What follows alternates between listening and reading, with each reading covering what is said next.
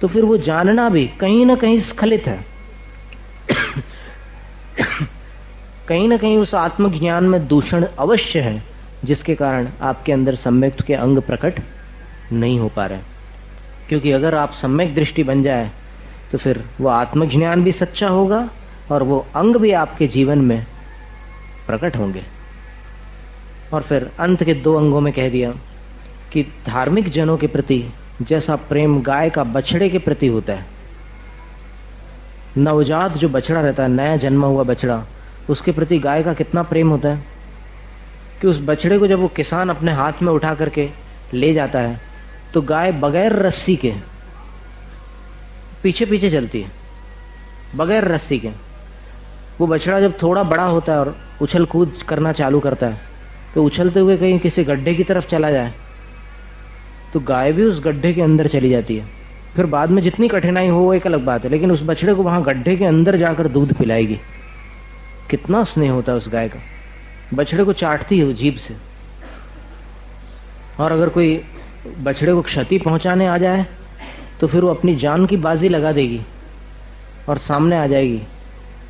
उसको कितनी भी तकलीफ हो जाए लेकिन वो मुकाबला करेगी उसके साथ, भले वो कोई जंगली जानवर क्यों ना हो। एक बार अपने संघ के मुनि स्वभाव सागर महाराज जी ने अपने बचपन का एक संस्मरण सुनाया था कि जब छोटे थे तब उनके घर पर एक गाय पली हुई थी और वो गाय, वहां आसपास जंगल था नन्ही देवरी के पास। ये घटना हमने कभी सुनाई हो तो आपकी स्मृति में होगी। मालिक जो थे, किसके बछड़े को किसी ने क्षति पहुंचाई। क्या है कि जंगलों में भेड़िए रहते हैं, कभी कोई ऐसे बिपटिया वगैरह दूसरे जानवर रहते हैं, दीपड़े वगैरह, तो फिर वो कभी भी कुछ क्षति पहुंचा देते हैं तो फिर उसकी आंखों से आंसू बह रहे थे। कितना स्नेह रहता है उसका। तो ऐसे कई दृष्टांत है। तो यहां पर यही कहा कि गाय का बछड़े के प्रति जैसा प्रेम होता है वैसा ही प्रेम एक सम्यक दृष्टि का धार्मिक जनों के प्रति होता है, धर्मात्माओं के प्रति होता है, व्रतियों के प्रति, मुनियों के प्रति वैसा ही स्नेह होता है। और मुनियों का भी परस्पर में वैसा ही स्नेह होता है। और अंतिम जो अंग था, जिन धर्म दीपावे, जिन धर्म को दीपावे यानी दीप्तिमान करता है, वो प्रकाशमान करता है, अर्थात जैन धर्म के प्रकाश को लोक में फैलाता है, जैन धर्म की प्रभावना करता है। ये 8वां अंग है।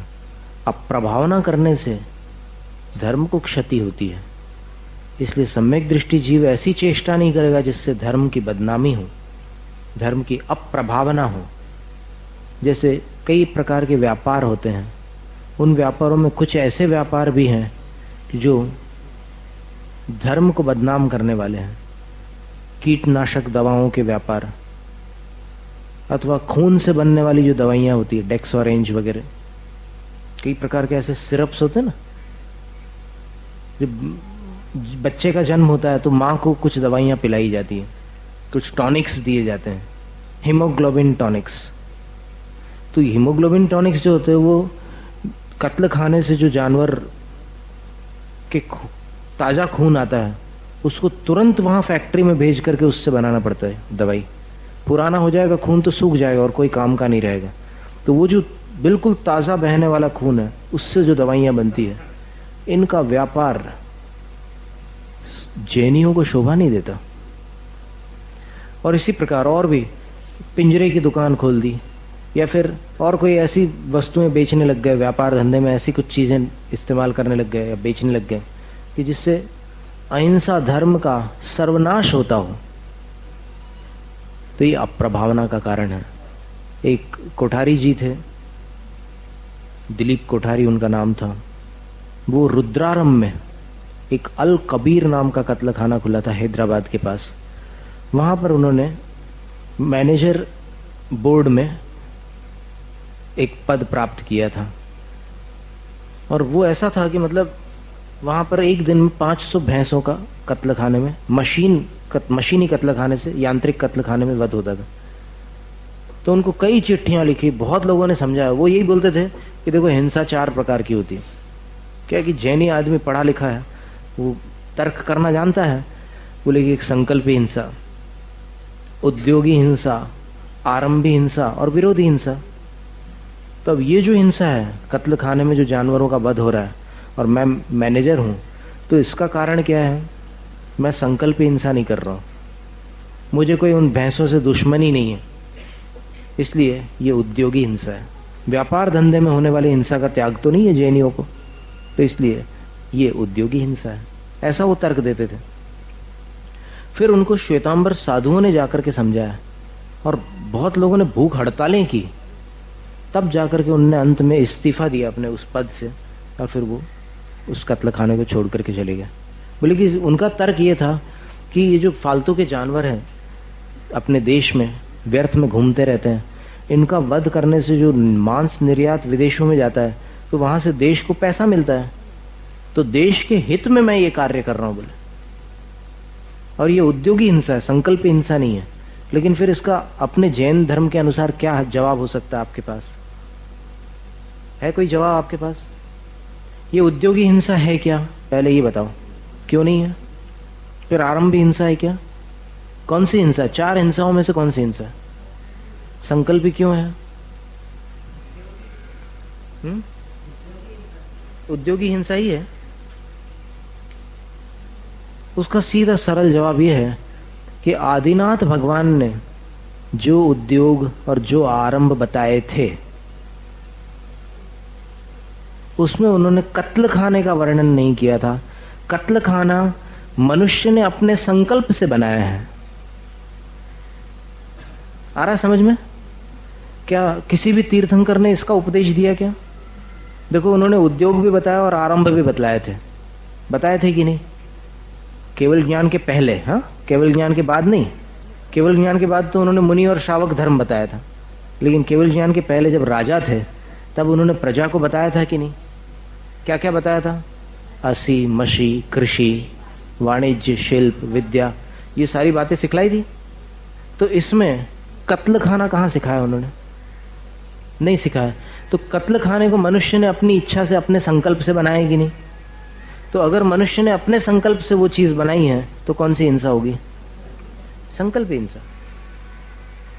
तो इस तरह धर्म की अप्रभावना न करने से भी प्रभावना की रक्षा होती है। भले आप बड़ी भारी प्रभावना नहीं कर सकते, लेकिन अप्रभावना तो नहीं करना चाहिए। कई ऐसे केसेस आते हैं कि जिससे जैन धर्म बदनाम हो जाता है। पहले तो क्या था कि जैन अगर कोई गवाही दे दे, पंडित गोपाल दास बरैया जी के समय में, तो फिर उसको फाइनल माना जाता था। बोलते थे कि नहीं, ये कभी झूठ नहीं बोल सकता। जैन लोग सच्चे होते हैं, ईमानदार होते हैं। जैनी और बनिया, इन दोनों में बहुत अंतर है। जैनी बनिया नहीं होता, बोलने में वाणियां बोलते हैं सब, लेकिन वास्तव में वो जो बनिया वृत्ति होती है, 2 के 4 करने की हर समय भावना रखना, वो भावना जैनी में नहीं होती। जैनी न्यायोचित मार्ग से धनोपार्जन करेगा, अनीति का आलंबन नहीं लेगा। ये स्थिति थी पहले। अदालत में अगर कोई जैनी कुछ बोल दे तो फिर उसकी बात को अंत में सत्य माना जाता था, और बाकी लोगों को उधर हाथ रखाए जाते थे, कुरान पर, गीता पर, सब जगह। और जैन अगर बोल दे कुछ तो, और आज अगर जैन कुछ बोले तो फिर उसकी 10 बार परीक्षा करेंगे, क्रॉस क्वेश्चनिंग और क्रॉस क्वेश्चनिंग करेंगे। ये जैनी, अरे ये तो खतरनाक आदमी आया। तो इतना बदनामी कैसे हो गई जैन धर्म की? 50 साल में ये हालत हो गई। 50 साल पहले जैनी की बात को एकदम सच माना जाता था, और 50 साल बाद जैनी की बात को सबसे सफेद झूठ माना जाता है। क्या कारण? तो ऐसी अप्रभावना नहीं करना चाहिए। फिर 8 प्रकार के मद छोड़ने योग्य, इसकी चर्चा अपन फिर करते हैं। 8 अंगों की चर्चा पूर्ण हुई, और अपने शरीर के जो अंग है उसके हिसाब से उपगुहन अंग आदि जो अंग है उनके अंग बतला देंगे अपन। वैसे पहले आपने सुन लिया है, देखा जाएगा। तप को मद न मद जो प्रभुता को, करे न सो निज जाने,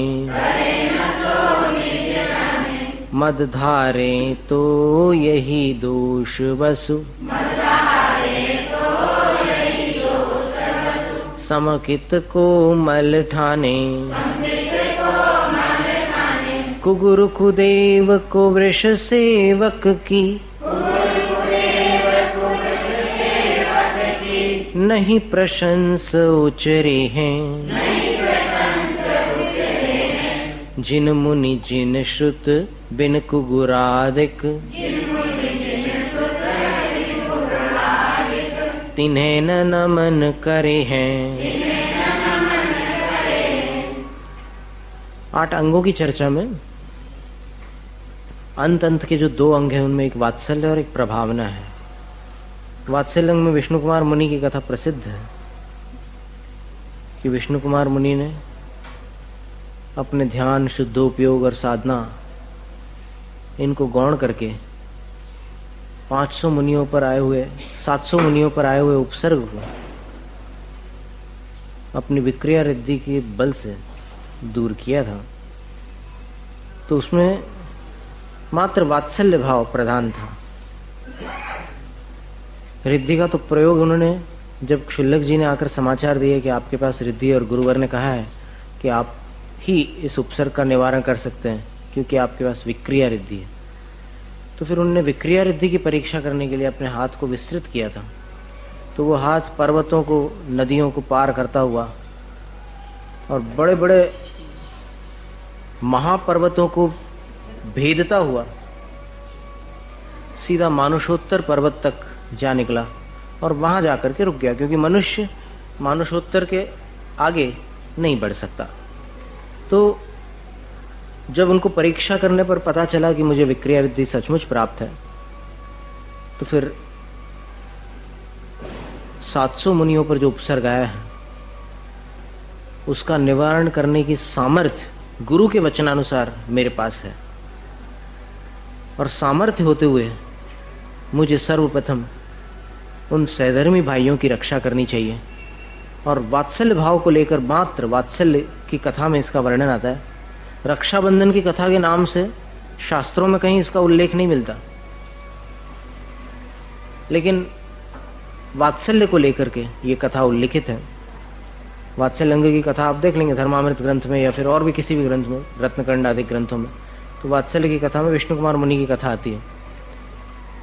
तो वो अपना ध्यान, शुद्धोपयोग छोड़कर हस्तिनापुर गए और वहां जाकर के जिन मुनियों पर उपसर्ग आया हुआ था उस उपसर्ग का निवारण अपने सामर्थ्य से कर दिया। और फिर बलि को भी नम्रीभूत कर दिया। बलि जिसने उपसर्ग किया था वो भी चरणों में झुक गया। अब इस विषय में मोक्षमार्ग प्रकाशक यहाँ पर है क्या, तो उसमें एक वाक्य हम आपको पढ़ के सुनाना चाहते हैं और उस वाक्य को लेकर भी वर्तमान में कुछ एक वातावरण तैयार हो गया है, वो भी आपको दिखा देते हैं।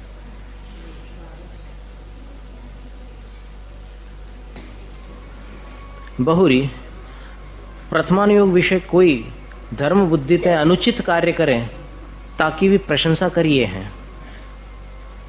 टोडरमल जी कह रहे हैं कि प्रथमानुयोग ग्रंथों में कभी कभी कहीं ऐसा वर्णन भी आता है कि उसकी भावना तो धार्मिक है, धर्म बुद्धि से वो कोई अनुचित कार्य कर रहा है, लेकिन उसकी भी प्रशंसा प्रथमानुयोग में होती है, की जाती है। जैसे विष्णु कुमार मुनि का उपसर्ग, मुनिन विष्णु कुमार, ठीक है, जैसे विष्णु कुमार मुनिन का उपसर्ग दूर किया सो धर्मानुराग ते किया, परंतु मुनि पद छाड़ी यहु कार्य करना योग्य न था। जाते ऐसा कार्य तो गृहस्थ धर्म विषय संभव है और गृहस्थ धर्म ते मुनि धर्म ऊंचा है, सो ऊंचा धर्म छोड़ी नीचा धर्म अंगीकार किया सो अयोग्य है, परंतु वात्सल्य अंग की प्रधानता करी विष्णु कुमार जी की प्रशंसा करी। इस छल करी औरनी को ऊंचा धर्म छोड़ी नीचा धर्म अंगीकार करना योग्य नहीं। अब यहां पर पंडित जी ने जो वाक्य लिखे हैं, ऐसे वाक्य अपने को कहीं किसी अन्य ग्रंथ में नहीं मिलने वाले, क्योंकि विष्णु कुमार मुनि की सर्वत्र प्रशंसा ही मिलेगी आपको। लेकिन पंडित जी क्या कह रहे हैं कि विष्णु कुमार मुनि ने अन्य मुनियों का उपसर्ग किया सो धर्मानुराग वश किया, और आगे लिखा है कि मुनिपद छोड़ यह कार्य करना योग्य न था,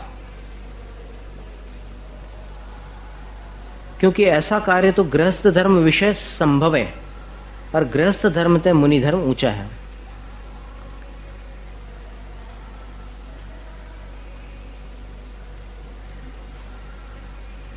अब इसको लेकर के अभी एक वर्तमान में एक वातावरण बना हुआ है कि विष्णु कुमार मुनि की जो पूजा की जाती है,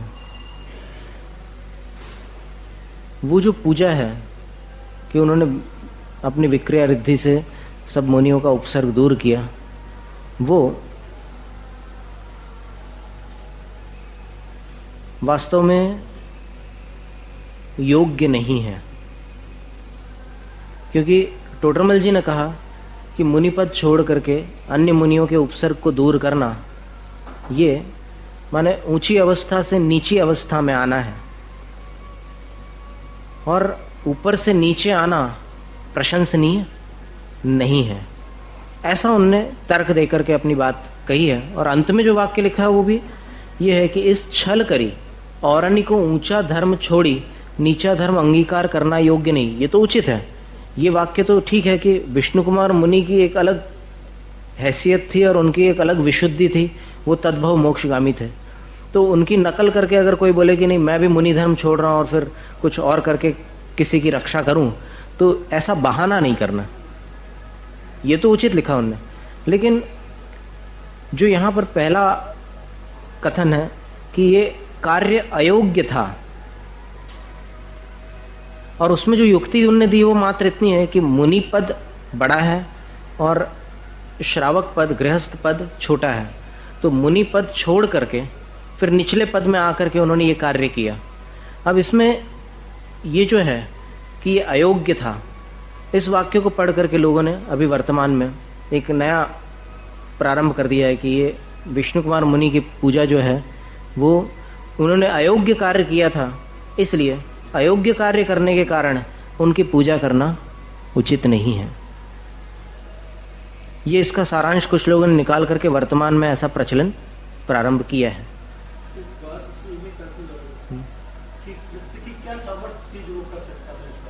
ये तो हम बोलने वाले थे अभी, बिल्कुल ठीक है। जैसे टोडरमल जी पंडित जी ने लिखा है कि यह कार्य गृहस्थ के योग्य था। देखो क्या लिखा है कि जाते ऐसा कार्य तो गृहस्थ धर्म विषय संभव है, और गृहस्थ धर्म ते मुनि धर्म ऊंचा है।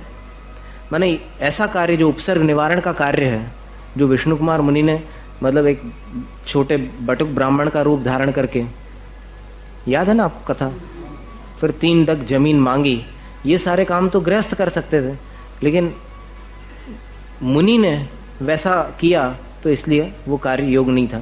पर बात ये थी कि अगर गृहस्थ वैसा करते भी तो फिर वो 3 डग जमीन नापते तो बलि उसको आसानी से दे देता। अगर गृहस्थ नापता 3 डग जमीन, वो तो विष्णु कुमार मुनि ने विक्रिया रिद्धि से 3 डग नापे तो फिर वो पूरा मनुष्य लोक छोटा पड़ गया। इसलिए उस उपसर्ग का निवारण जैसा उनके आचार्य ने कहा था, सागर दत्त आचार्य ने जो कहा था ना कि इस उपसर्ग का निवारण केवल विक्रिया रिद्धिधारी मुनि कर सकते हैं, और हरिवंश पुराण में विष्णु कुमार मुनि ने गृहस्थ का वेश भी धारण नहीं किया है और उपसर्ग का निवारण कर दिया है, वैसे ही विक्रिया रिद्धि के सामर्थ्य से।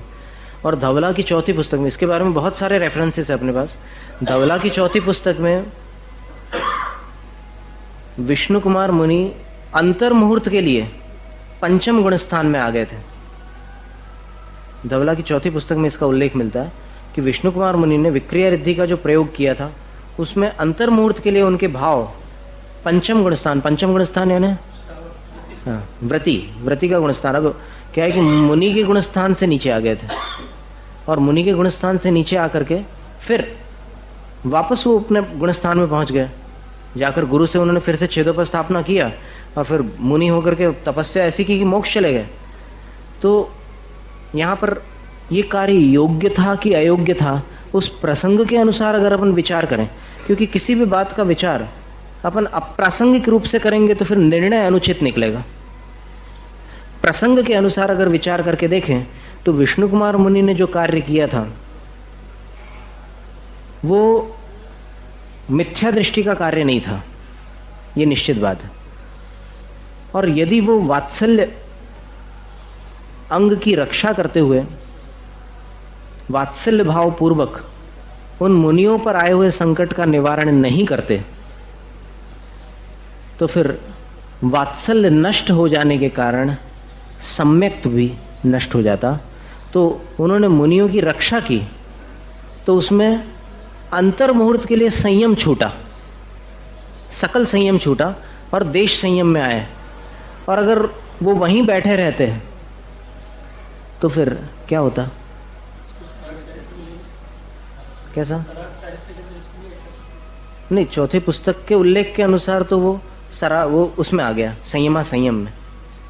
और अगर हरिवंश पुराण के कथन को देखें तो फिर उसको फिर से देखना चाहिए अपने को। नहीं, सराग चरित्र होते हुए भी जो उन्होंने 3 डग भूमि की याचना की ना, ये कार्य मुनि नहीं कर सकते। ये जो भाव हुआ वो मतलब देश संयम गुणस्थान के योग्य भाव हो गया था। लेकिन प्रसंग को देख करके इस कार्य की प्रशंसा ही करनी चाहिए। अब ये जो कथन पंडित जी ने किया, अब ये तो अधूरा है। मोक्ष मार्ग प्रकाशक तो पूरा कर नहीं सके पंडित जी, उनका अवसान पहले हो गया। लेकिन इस अधूरे ग्रंथ से अभी जो पढ़ने वाले लोग हैं वो अगर विष्णु कुमार मुनि की पूजा का निषेध करने लग गए तो फिर वो उचित है कि अनुचित है? सर्वथा अनुचित है। क्योंकि विष्णु कुमार मुनि अंतर मुहूर्त के लिए मान लो देश संयम में भी आ गए तो भी वो फिर वापस सकल संयम में चले गए थे। और फिर देश संयम में आकर के भी उनने क्या किया? उनने दुनिया को ये सबक सिखाया कि सम्यक दृष्टि के अंदर ऐसा वात्सल्य होना चाहिए। यानी उनने कोई अशुभ कार्य नहीं किया है, वो शुभोपयोग में ही देश संयम तक आ गए, लेकिन अशुभोपयोग में नहीं गए। तो अशुभोपयोग में न जाने के कारण उनके उस कार्य को अपन उस प्रसंग के अनुसार विचार करने पर कदापि अनुचित नहीं कह सकते, अयोग्य नहीं कह सकते। उनने जो कार्य किया, अगर वो नहीं करते तो क्या होता? वात्सल्य रहता क्या उनके पास? देखो, इतने समाचार सुनने के बाद, और वो समाचार किन से सुना उन्होंने? क्षुल्लक जी से। क्षुल्लक जी कहाँ से आए? आचार्य के पास से। तो अगर आचार्य के पास से आए हुए क्षुल्लक के मुख से समाचार सुनकर, और वो भी समाचार कैसा समाचार? एक विशेष समाचार। समाचार इतना मात्र नहीं था कि मुनियों पर उपसर्ग हो रहा है, समाचार इसके कुछ आगे भी था। आगे क्या समाचार था? कि उस उपसर्ग का निवारण विक्रिया रिद्धिधारी साधु द्वारा ही हो सकता है, ये और था आगे जुड़ा हुआ। और इसके बाद अंत में क्या बात थी? कि वो विक्रिया रिद्धि आपके पास है। 3 बातें हो गई। उपसर्ग हो रहा है, निवारण ऐसे हो सकता है, और निवारक आप हैं। तो कैसे अनुचित किया उन्होंने कोई कार्य? तो उन्होंने फिर जो कार्य अगर नहीं करते तो फिर वात्सल्य अंग नष्ट हो जाता। क्योंकि जिसके अंदर वात्सल्य होगा वो रह नहीं सकता बैठ करके वहां पर। इतनी क्षमता होते हुए चुपचाप बैठेगा क्या वो? अगर यहां पर आपकी धनलक्ष्मी में कोई इतना सामर्थ्यवान है कि वो 3 लोगों को अकेले संभाल सकता है, और मंदिर में 2 लोग चोरी करने आते हैं, तो वो अहिंसा परमो धर्म की जय बोल करके ऐसे जाप करेगा क्या? अगर करता है तो उचित है कि अनुचित है? अनुचित है। और अगर उनको 2-4 लगा करके वापस वहां से रवाना कर देता है तो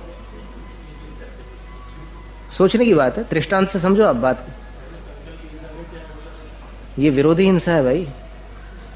संकल्प हिंसा माने किसी को मैं मारूं इसलिए मारने चला जाए, ये संकल्प हिंसा है। लेकिन ये जो रक्षा करने के लिए, उसको डिफेंस के लिए हिंसा कर रहा है। और हिंसा क्या? ये तो रक्षा कर रहा है वो। अभी हाँ, आप सही कह रहे हैं, आप वही कह रहे हैं, आप वही बात कह रहे हैं कि ये संकल्प हिंसा नहीं है, इसलिए विरोधी हिंसा का त्याग नहीं है गृहस्थ को, तो वो आकर के ऐसा कर लेते हैं। पर वहां मुनि अवस्था में भी अगर वो ऐसा ना करते तो फिर सम्यक का ही त्याग हो जाता। अभी तो क्या था कि संयम छूटा, और संयमा संयम मात्र अंतर मुहूर्त के लिए प्राप्त हुआ। और सम्यक तो अगर एक बार छूट जाता है तो कोई भरोसा नहीं है कि अंतर मुहूर्त में दोबारा प्राप्त हो। कभी कभी अर्ध पुद्गल परावर्तन लग जाता है, कुछ कम भटक रहे हैं, अनंत भावों तक भटक रहे हैं सम्यक छूट जाने के बाद, संभव है। तो विष्णु कुमार मुनि का कार्य तो प्रशंसनीय रहेगा। ये ठीक है, गुणस्थानों की दृष्टि से अपन समझ लो इस बात को, लेकिन समझकर कभी भी अपने अंदर अभिनय का भाव मत लाना उनके प्रति।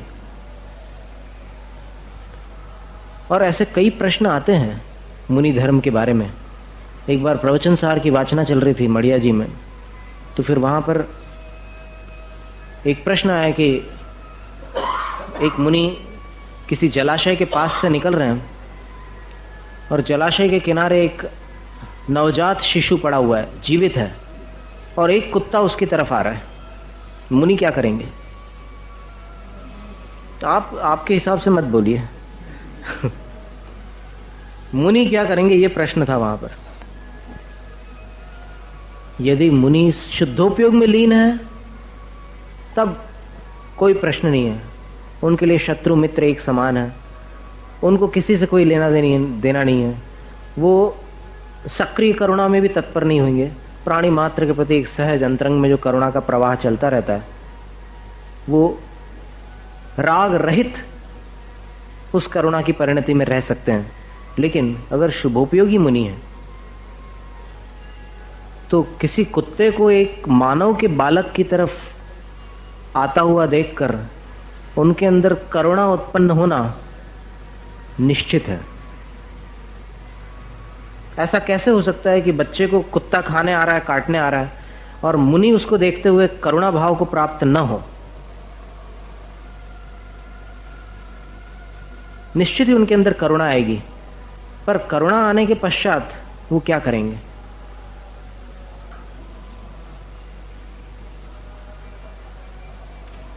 क्या करेंगे? सोचने की बात। फिर बचाने पर उनका गुणस्थान जो उनका भावलिंग है उसका क्या होगा?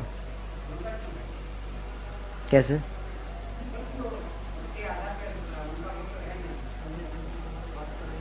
नहीं, सम्यक दर्शन तो बराबर है उनके पास, सम्यक ज्ञान है, पर जो सम्यक चारित्र मुनि अवस्था वाली बात है उसका क्या होगा?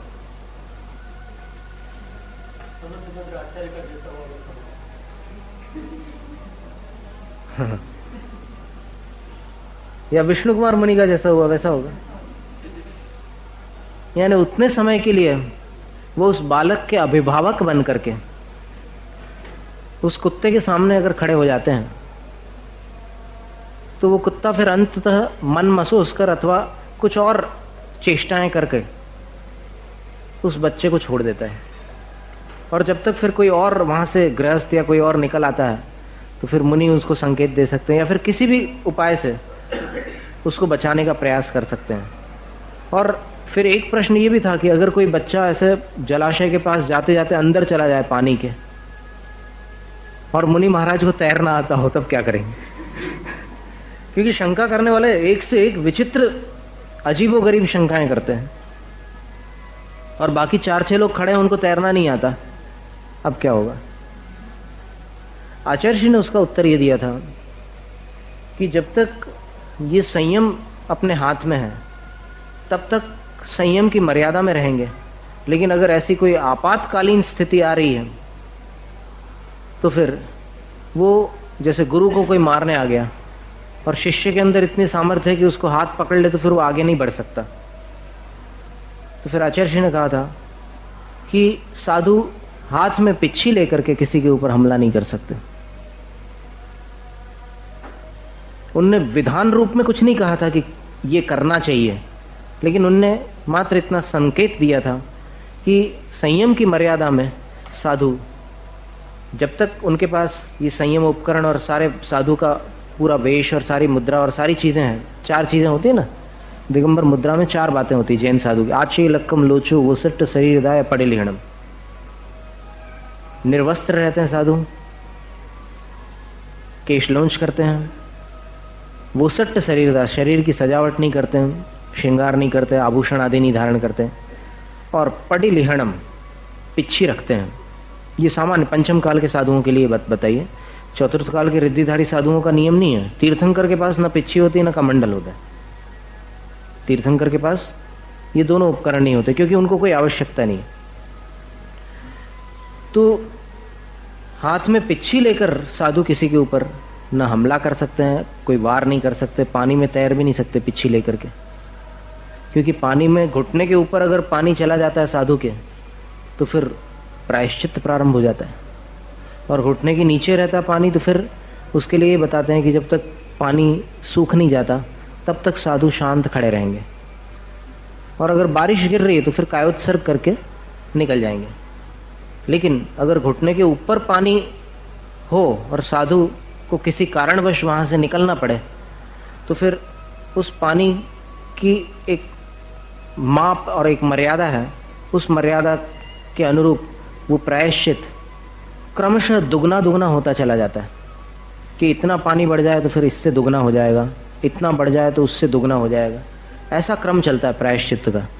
तो इसलिए साधु अपनी सीमा में रहकर, साधुत्व में रह करके उस बच्चे की रक्षा करने के लिए पानी में तैरेंगे नहीं, किंतु उसकी रक्षा करना अपेक्षित होने के कारण वो अपने करुणा भाववश संयम को थोड़े समय के लिए छोड़कर फिर उसको बचाकर गुरु के पास जाकर वापस क्षेत्रोपस्थापना ग्रहण करेंगे, पुनः वो मुनि अवस्था को अंगीकार कर लेंगे। क्या है कि जैन धर्म इतना क्रूर नहीं है।